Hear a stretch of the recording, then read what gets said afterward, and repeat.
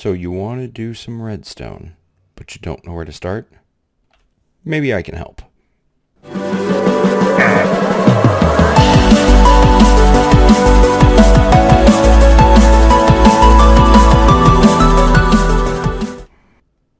Hey guys, welcome back to another episode of Let's Learn Minecraft.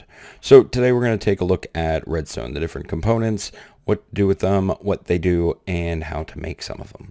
So let's start off with the obvious. This is a redstone ore block. It's mineable. You just pick it up.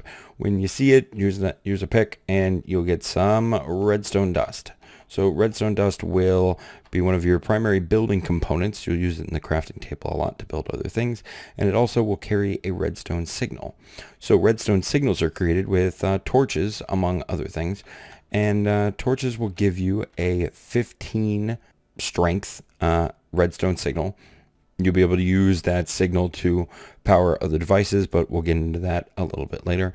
It is a constant source of power. So redstone blocks, you just take 9 of the redstone dust, put it in a crafting table, and you'll get a redstone block. Same thing, it's going to power each direction that touches it or any components that are attached to it. It's going to give off a constant 15 redstone signal. Moving on, we have wooden buttons. So wooden buttons, when you press them, they will put a signal out for about 15 redstone ticks or a second and a half, again at that 15 redstone signal level. Stone buttons are pretty much the same, but instead of a second and a half, they'll only put it out for 1 second. Moving on, we have levers. Levers are a toggleable redstone source. You have an on position and an off position, and again, 15 redstone signal. Then we have the wooden pressure plate. So wooden pressure plates are actually able to be powered by entities. There, if you see that, I threw a wooden pressure plate on it. They can also be toggled by mobs. Stone pressure plates are just a little bit different. They cannot be toggled by entities, but both mobs and players can go ahead and turn them on. Next up, we've got weighted pressure plates. There's two varieties. There's the gold, which is the light, and the iron, which is the heavy. These will give you a redstone signal directly correlating to the number of items that are placed on top. So moving on, we have oh, that's in the wrong place. There we go. We have the redstone repeater. So the redstone repeater will allow you to send a redstone signal into it, and it will do just that. It will repeat the signal out at a strength of 15. There's also another feature where you can have a repeater running into a repeater, and if it's powered, it will basically keep this repeater that has a signal going out in a locked state. So if it's powered, it will remain powered until this is deactivated, or if it's not powered, it will remain not powered until this one is deactivated. Moving on to comparators. So comparators are probably one of the best redstone components in the game. So you can extend the signal with no loss, but they're not going to give you any additional power. So if you have a redstone signal of 10 running into it, it's going to give you an output of 10. There is a subtract mode where the signal that it receives on the side will be reduced from the signal that it receives in the back, but that is kind of something we can get into a little bit later. And then it can detect signals from furnaces, brew stands, hoppers, mine carts if they're on a detector rail, dispensers, droppers, chests, trap chests, and can also do cauldrons, although it won't give you a full set of detection. It'll do command blocks when it receives a test 4 command, and portal blocks if there is a one of those items inside of it. Item frames, it'll allow you to rotate the item and it'll give different redstone signals. And last but certainly not least, jukeboxes. So that covers how to get the power for your devices. Alright, so now that we've covered how to get the power, let's talk about what you can power. So let's just head into this right here.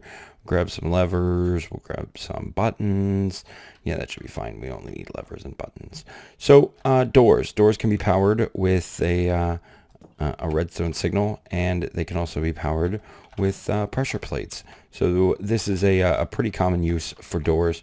You just grab a pressure plate, put put it on either side, and as you walk through, the door will open for you and close behind you. This also does work with iron doors, so you can use a lever to open the door for you, and that will be a good, easy way in.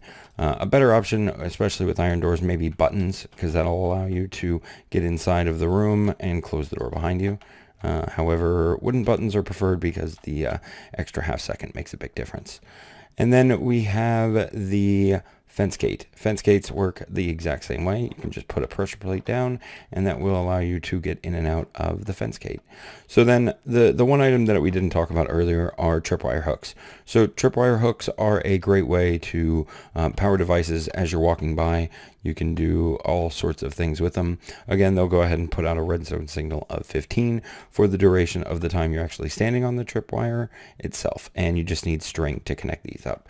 Tripwire hooks are available from fishing, so you can actually get them for free that way, and you don't even have to get any resources other than, doing the fishing.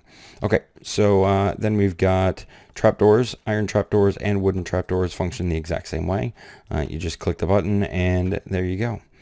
So moving on to hoppers. Hoppers are probably one of my favorite because you can just very easily drop some items in. They'll get picked up immediately, and they will go into the chest if you have them hooked up correctly. So with hoppers have a pointy end. This is the end that the items are being funneled into. So you can see there that I have this hopper feeding into this hopper, which is then feeding into that chest. Then we have droppers. Pretty self-explanatory.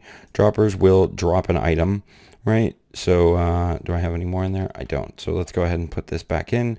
So we'll just throw these two in. So right now there's a 50-50 chance that that hopper is going to come out, and a 50% chance that the water will come out. So there we go. We got the hopper, and of course we got the water. So moving on over here, we have dispensers. You can tell because they have the little O circle as opposed to the like the kind of triangular thing there. So these are dispensers. So when you push the button on a dispenser, it will actually dispense the item that is contained within. If you have a, let's just throw this in here, and we'll see what happens. So it goes ahead and drops the entity that is the hopper. And now that we have the hopper, it'll go ahead and dispense the water. And then this side right here, this will dispense the lava. And then it will make some cobblestone. So there we go. And then we'll just go ahead and pick these up so we don't cause a fire. All right, over here we have a piston. So pistons are fantastic because you can move things with them.